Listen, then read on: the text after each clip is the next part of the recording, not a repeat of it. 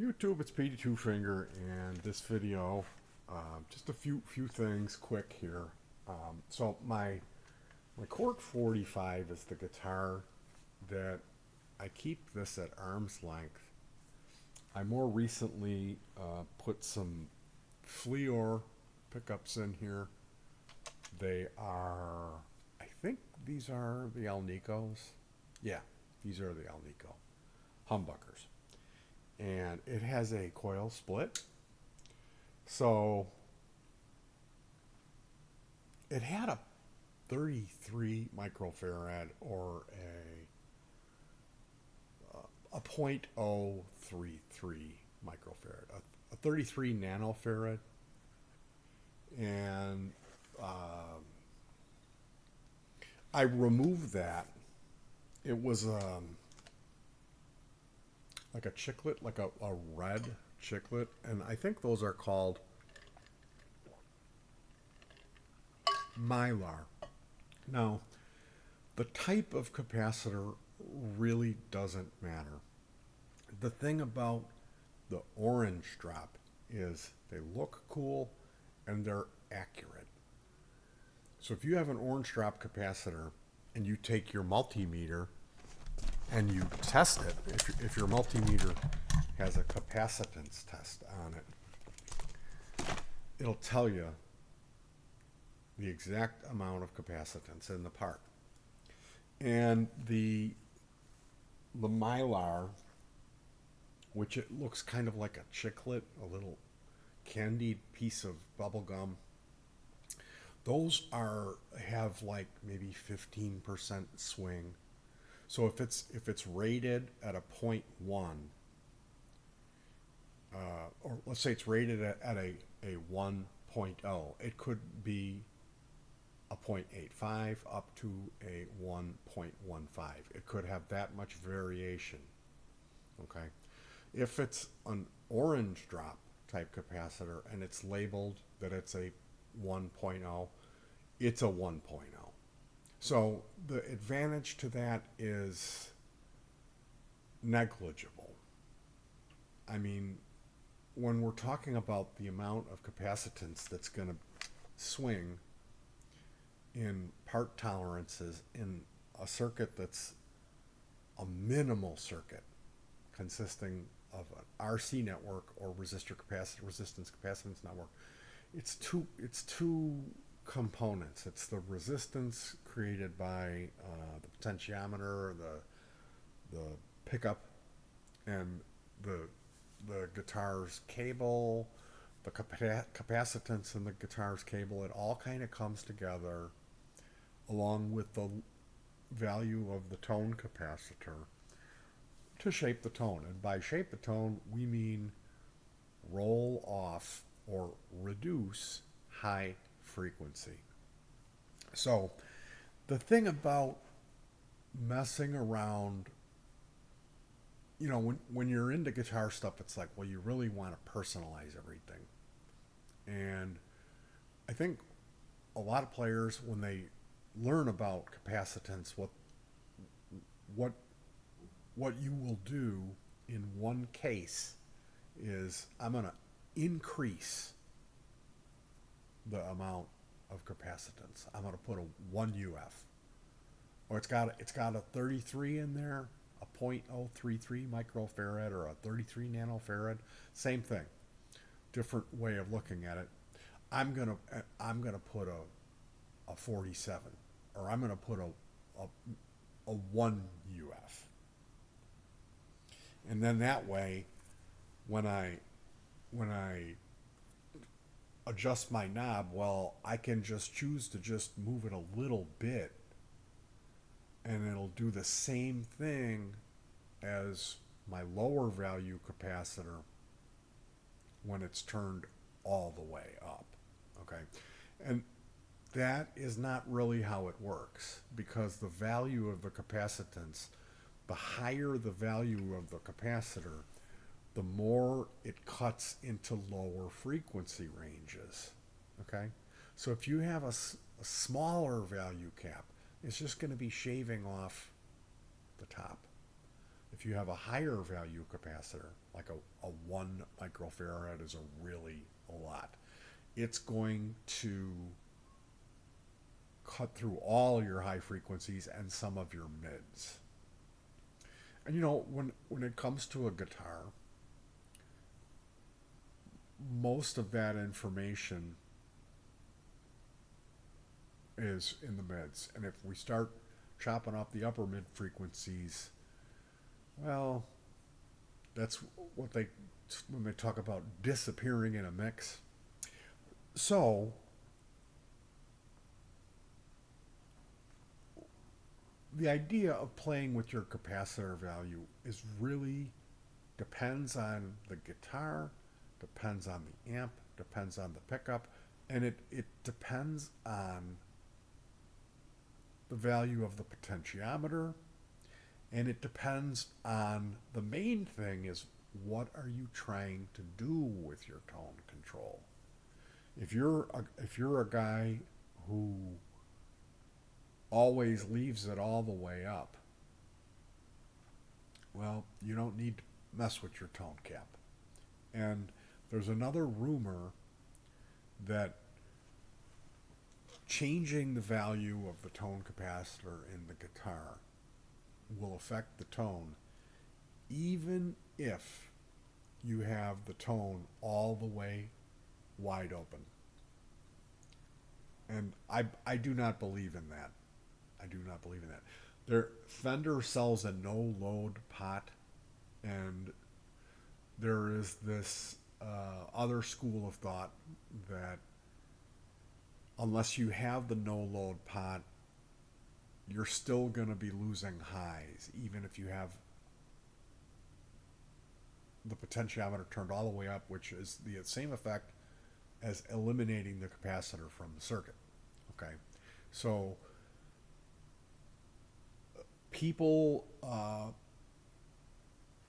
some people believe this to be the case. Um,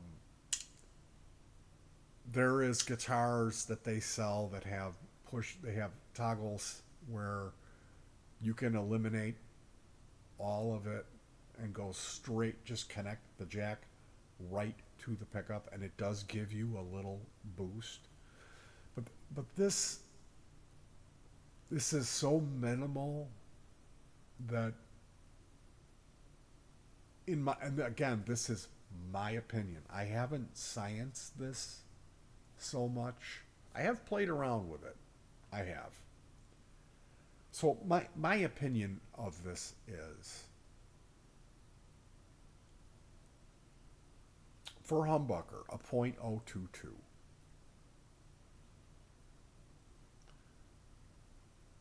Ideally,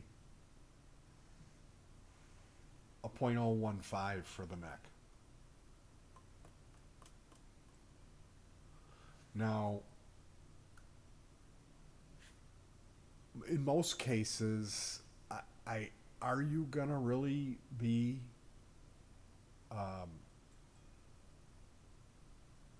no, there's plenty of guys who aren't going to be thinking to turn your tone down on the neck pickup, but you're missing out on a whole other thing, which is the woman tone, the Robert Fripp thing, and like using a fuzz.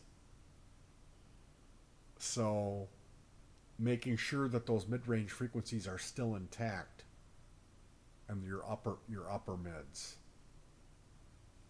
That's why I say .015. Now, if you have a single coil, .047, and well, let me rephrase that.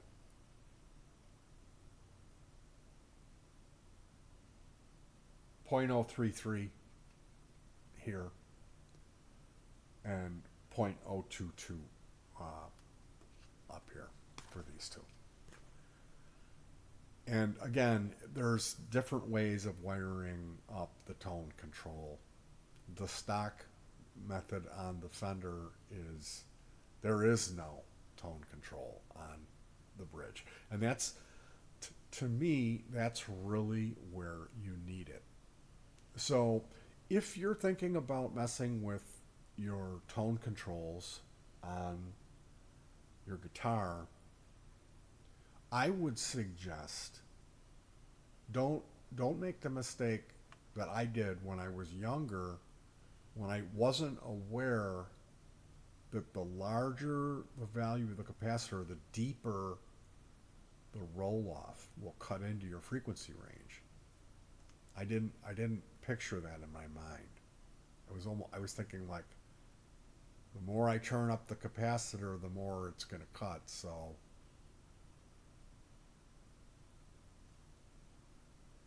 it's not really like that.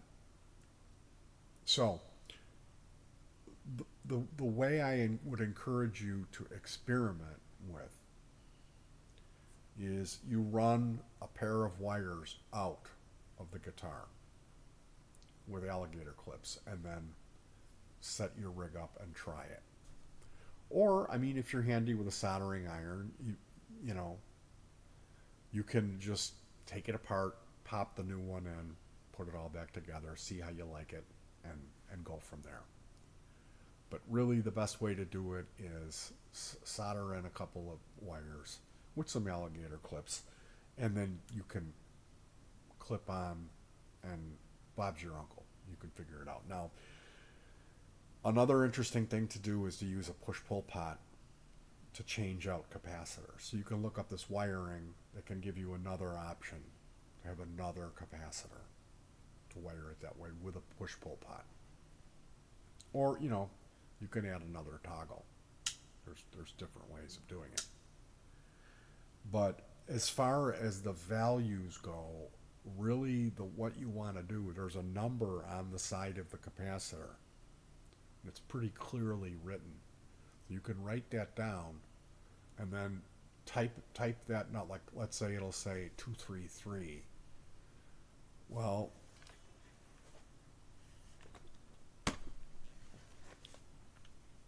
I'll show you what you do. You write the number down and then you just Google it, and oh, my buddy finished his Purple Tiger. This guy, Jimmy Photon, is a friend of mine that I met through the internet, and he built this kit guitar. It's purple stripe. It's got stripes on the flame. You know, they call that maple. Just got. And I'm not normally a big fan of gold hardware, but I thought this thing just looked like he did such a good job with the choice of knobs and hardware. And so I was just over there celebrating his success, and I left a really long comment. I hope he doesn't defriend me. So, okay, I said 233 capacitor, and then we'll hit enter, and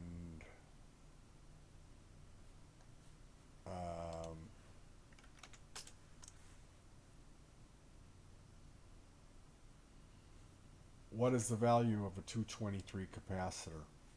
Well, it's a 0.022.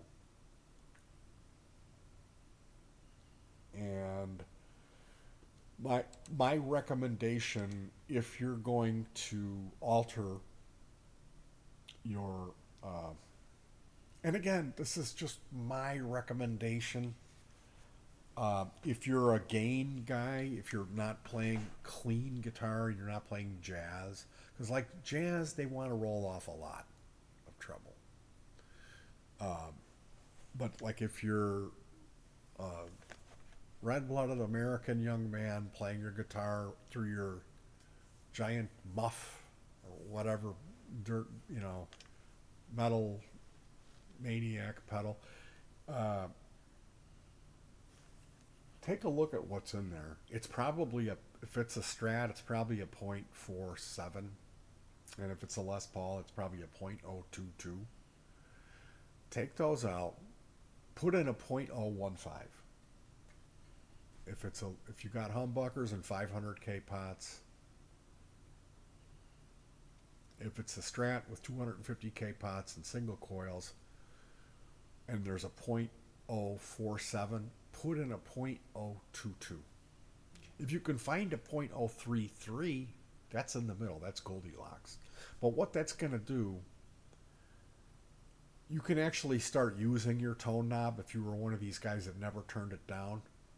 When you have the dirt on, you can turn it down, and it's just gonna cut the fizz out. It's not gonna make it sound like somebody's throwing a wet blanket over your amp. So this is a way that you can start using your tone control if you were like me in the past and you didn't use it. I've been using it. The past few years, I've started using it. And like when you switch to a lower value capacitor, something happens with the sound. It's almost like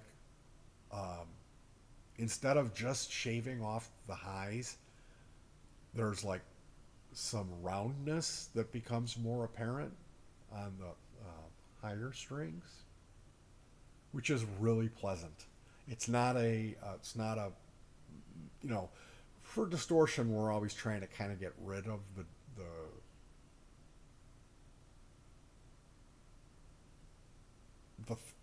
tubby low frequencies.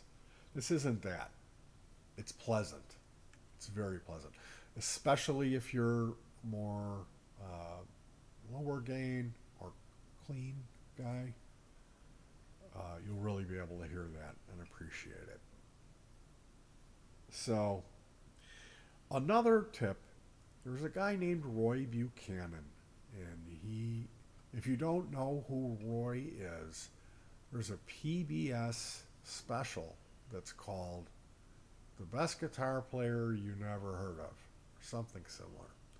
And it was made in the 70s. It's up on YouTube. And I came across this around 2012 or so. I had never heard of Roy. It showed up on the right. I clicked on it, and it's this guy. He's kind of a portly guy with facial hair. He just looks like somebody's uncle playing a telly.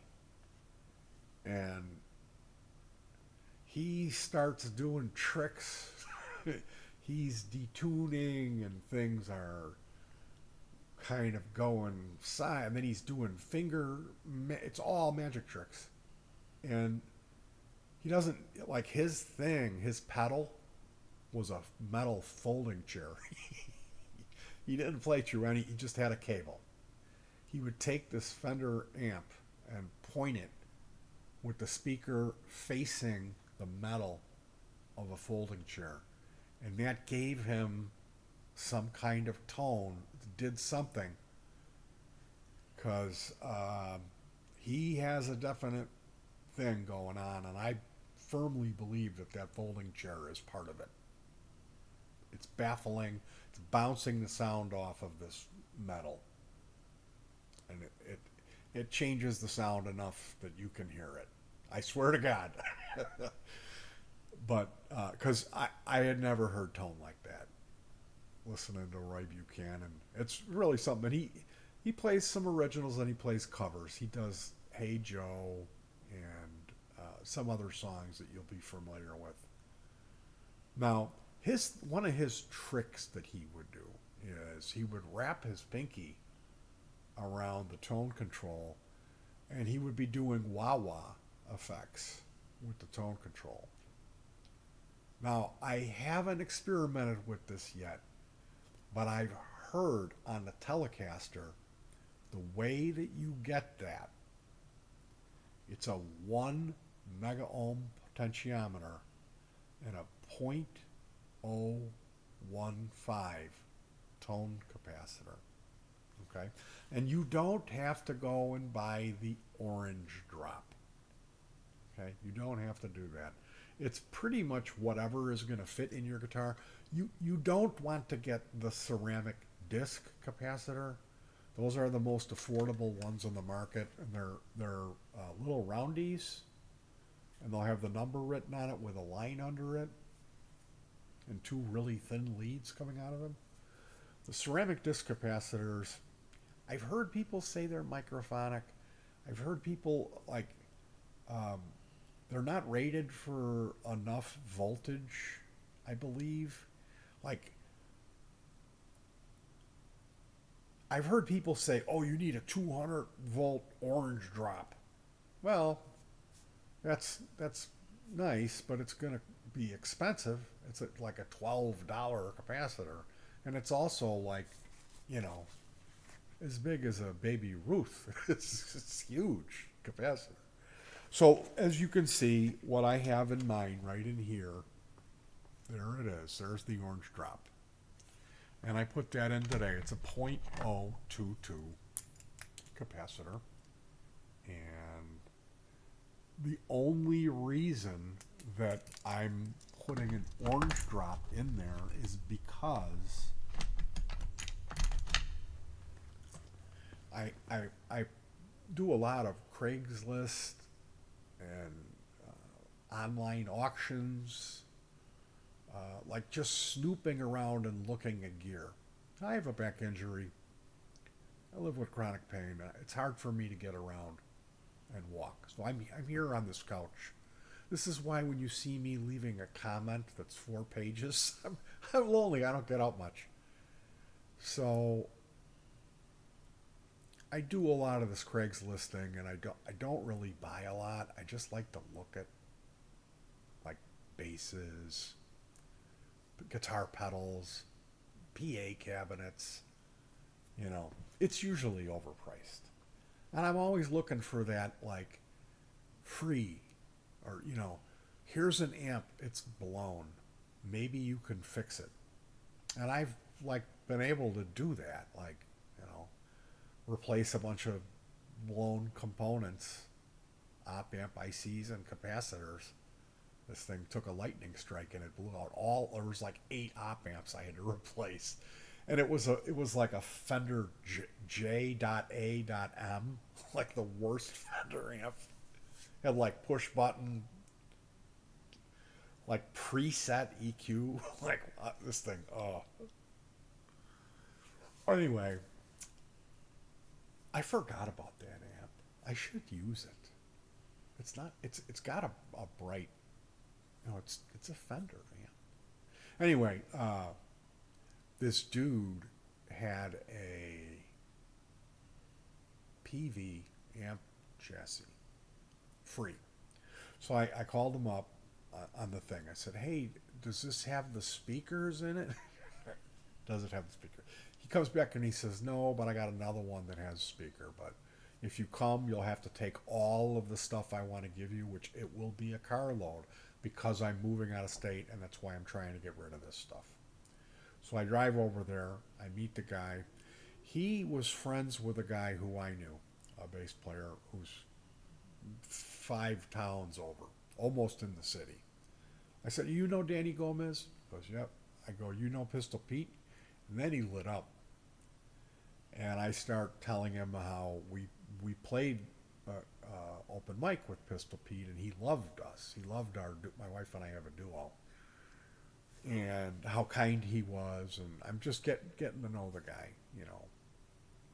So we hit it off, and he's like, "I'm going to give you my bench guitar. It's a black Epiphone Les Paul, like, some like a stripped down thing." And then he's like, "No, I'm not going to give you that." Then he's like, he pulls down this like right after World War II era acoustic guitar that's got flamingos on it. I'm like I wanted it. And he's like, "No, no, no, no, no, no, no." But he ended up giving me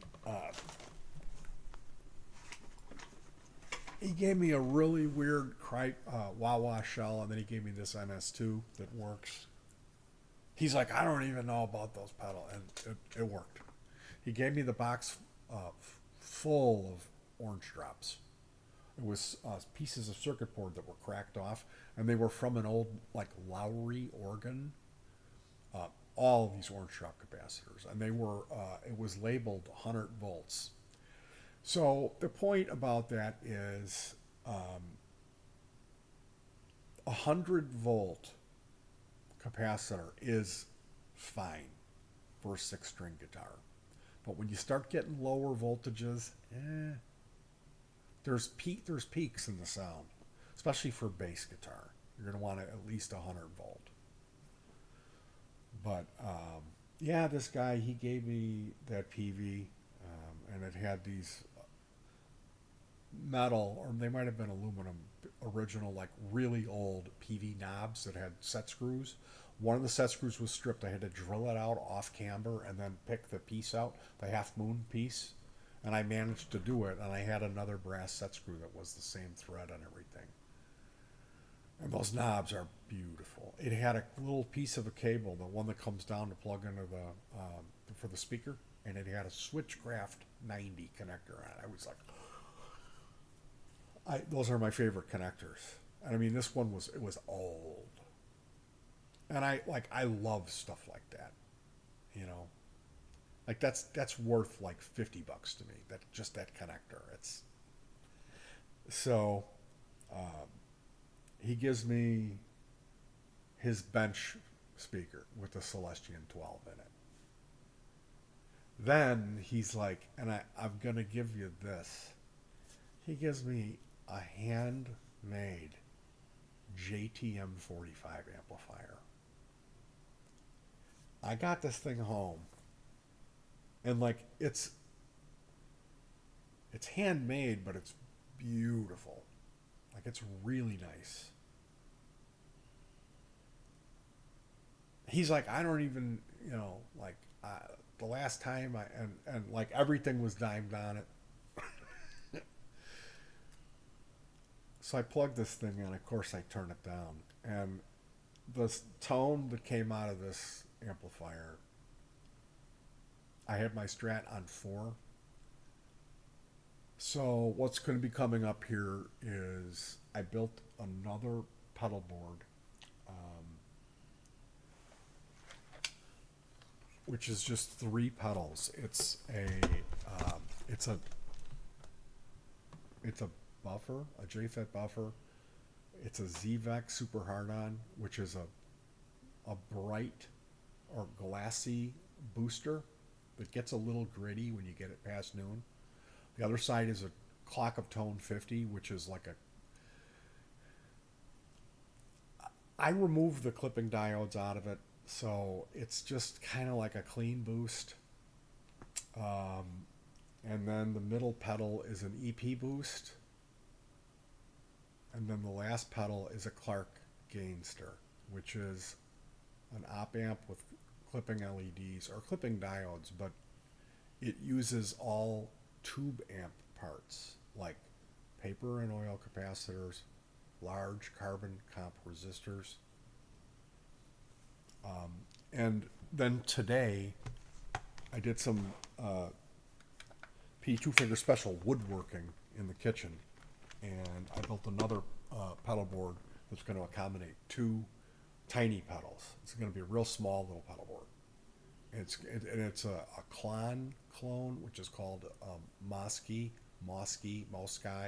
Silver Horse, and then a clean boost pedal that has treble, bass, volume, and gain. It's made by Rowan. It's like a $20, you get it from AliExpress, but it's a really, really good clean boost pedal. I'm really into clean boosts now. That's my thing. I'm never going to play unless I'm going through different boosters. And I like having different ones because they have slightly different character. Some of them will, like, they alter the frequency response. So, like, there's a thing with a Strat on 2 and 4 position, and the show magnifies that thing. That quacky spanky thing that you only get in 2 and 4. So having an assortment of clean boost pedals and then figuring out what they work best with what guitars, what pickups, and what amplifier models. As I say, I use an amp modeler, and these pedal boards, they will go in the effects loop of my modeler. I have a cheapy modeler that's a really good one, the new X MG30, and I have the new X MG300 hooked up to this is like a monitor with the built-in amp. I got that. It's like $180 thing, and I got it for $6 at the Goodwill. But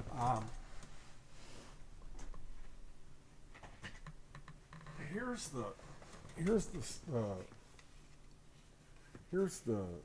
one that I just finished, and it's got these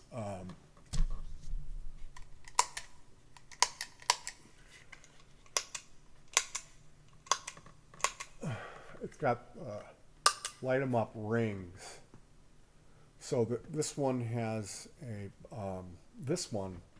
input buffer that's non-bypassable, and then it's the ZVEX Show, the Clock of Tone or Church Cot 50.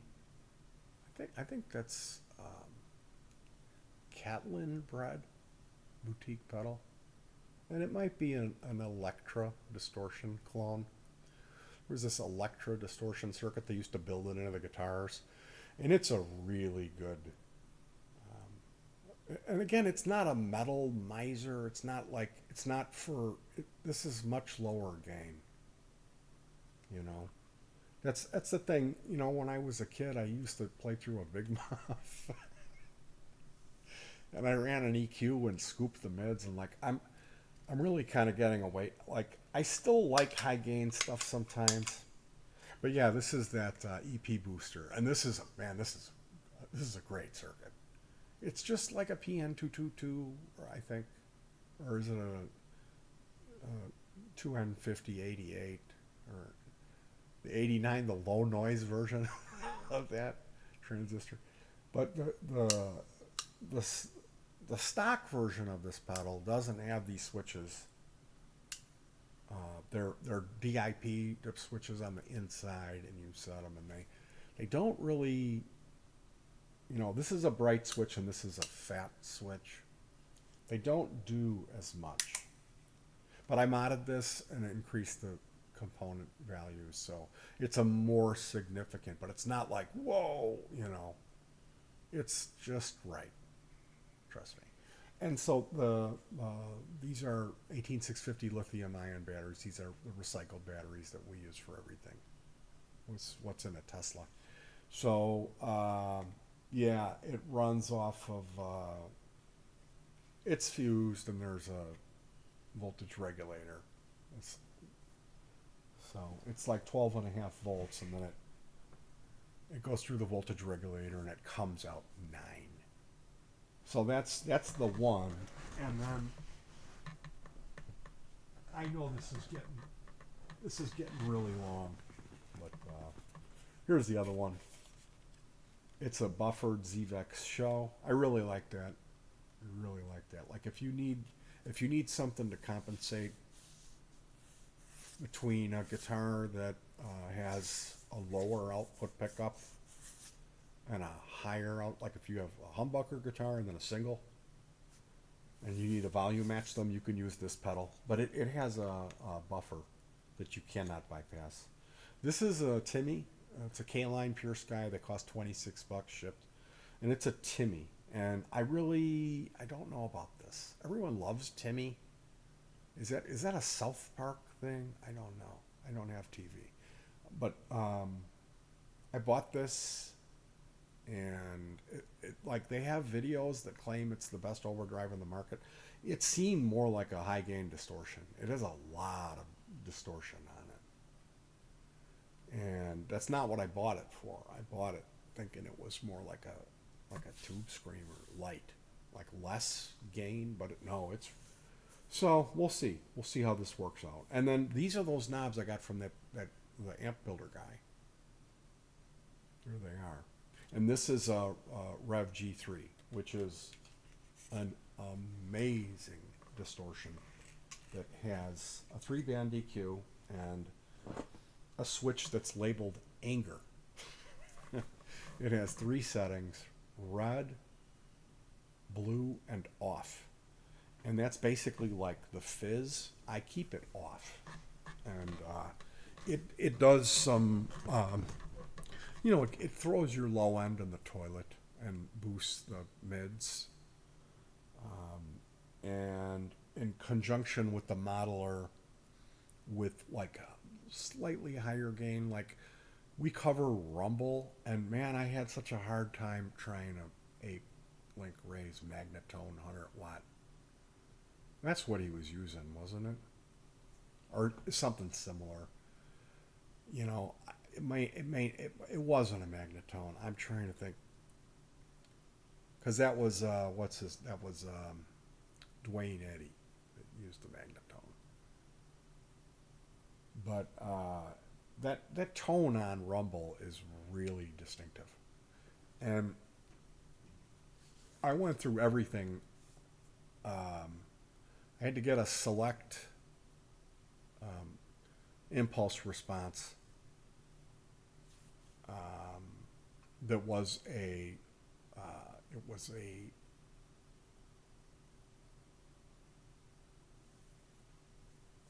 I wanna say it's a Vox 2x12, and then I might be wrong on that, but it's a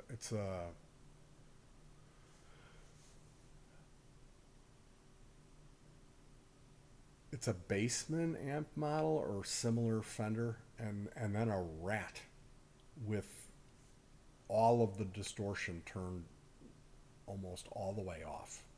And then I couple that with, you know, the Rev G3, and it gets a, like, when you hear it, it's like, oh, that's a really nice, like,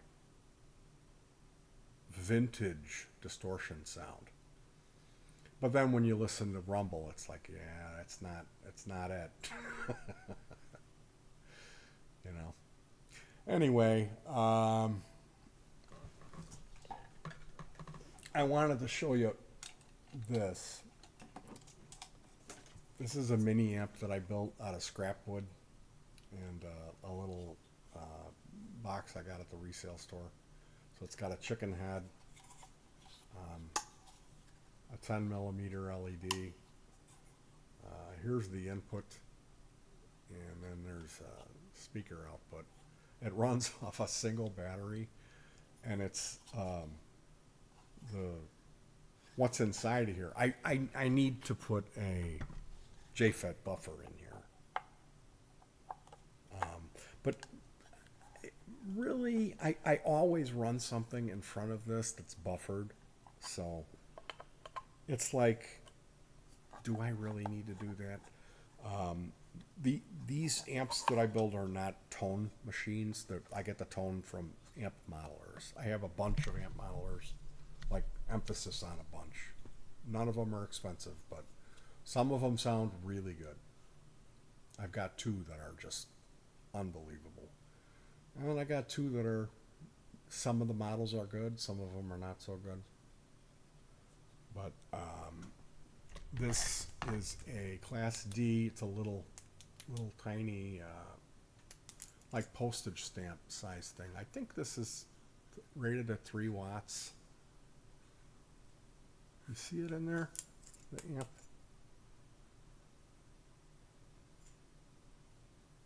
So the signal comes out of the jack, and it goes to the potentiometer, and then it goes to the little postage size board, and then there's an output on that goes to the speaker terminals. So it's really, there's this single battery, which is 4.2 volts. And I could cut another board and mount that in here and run 3 batteries, and that would boost it up. But I don't need to, because this is for auditioning patches in the apartment, or playing. Like I don't you I run these Minimus sevens. I've got 3 sets of those that I've got bought from resale stores. And I mean they're not the best speakers in the world, but for $10 a set, I can play my modelers through them, and they can get loud, and you don't have to worry about blowing them. But these little, I've got 2 of these amps, and the other one has a, like this is a 3 watt chip, and again I could upgrade it. I could they have 100 watt class T boards that are, I think you can get them for $4, but then they charge you like $2 shipping on it, so they're like $7 for those boards, and they're legitimately, they're 100 watt. There's guys that have put them on dynos and tested them, and I mean we use those. I've got a lot of those amps here. I've built a lot of them, and they're not tone machines. You always use them with a model or a pedal board. I use amp and cabinet simulation. And what I really like to do is use a buffer and then use an EQ. So I'll build something like a 3-band EQ with a bunch of gain, not dirty gain, just volume boost. It's a preamp. And the one that I like to build is the run-off groove tone mender. So we'll jump over and take a look at that, and then I'll let you guys go. I know this has been ridiculously long.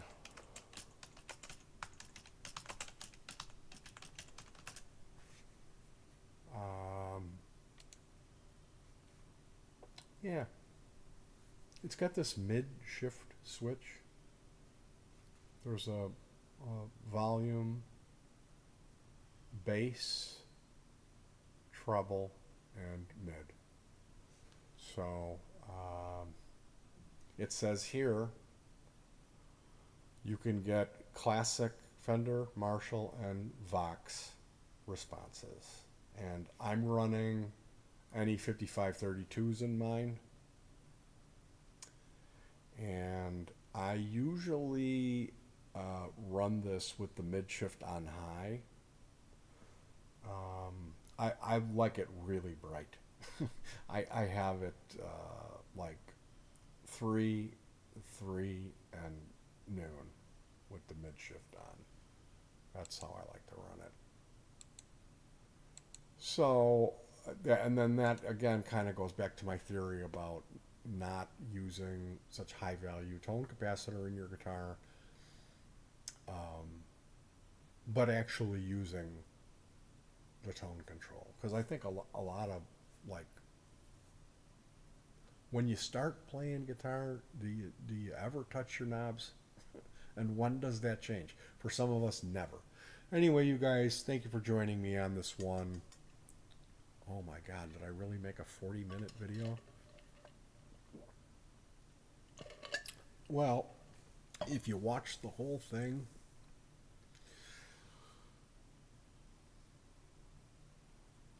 you saw a bunch of stuff you probably have already seen before. And if you're new to the channel, welcome. This is what I do here. Usually I don't go for 40 minutes. I usually keep them around 20. And there is music. There is music. Anyway, you guys, take care of yourselves. Send me some good vibes. I got to finish this pedal board tomorrow, and I think I have to force my wife and I to make music. We've both been sick. And when I don't play, my whole thing goes in the toilet. It's funny how, like, I don't really get anything out of doing this. I don't get people telling me that I did a good job or that my music sounds good. I don't get money. But if I don't do it, I just start feeling really worthless or something. Some There's something connected to me playing these things that's hardwired into my sense of well-being. And if you can put yourself in my position and understand, well, the last thing that I should do is get anywhere near a six string, considering the fact that I'm missing two of my fingertips. But that's my life. Anyway, you guys try to stay warm. If you've got one, hug your pet.